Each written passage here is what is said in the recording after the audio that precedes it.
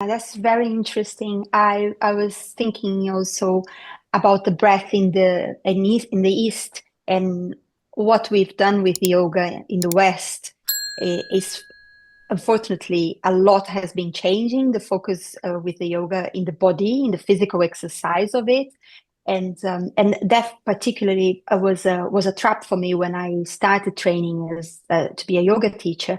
I was comparing myself of being strong and being super flexible, but what I really developed with that practice was the relationship with my body through the breath and the physical movement.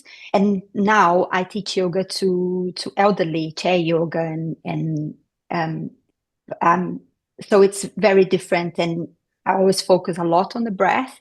And it took 10 years for me to find my own language and get away from the yoga, in the way we practice in London, which served me, but the focus on the breath was lesser depending on where you're practicing.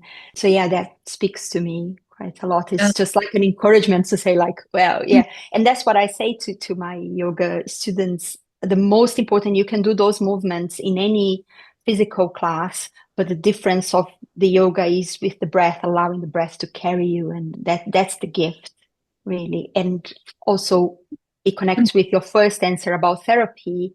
You're doing therapy once a week is great, it helps, but doing with I actually want to say that through you, actually, Claudia, I got into psychosynthesis because I didn't know about psychosynthesis, and the little disclosure is the fact that you were the therapist of someone who very close to me, and really for me it was a gift, seeing how therapy works and how it affects and influence and support you. Obviously, the client wants to be willing, the will has to be there, but when the will was there, and this person very close to me was in therapy with you, and I saw the changes, I saw the growth, and I saw that the actually therapy working.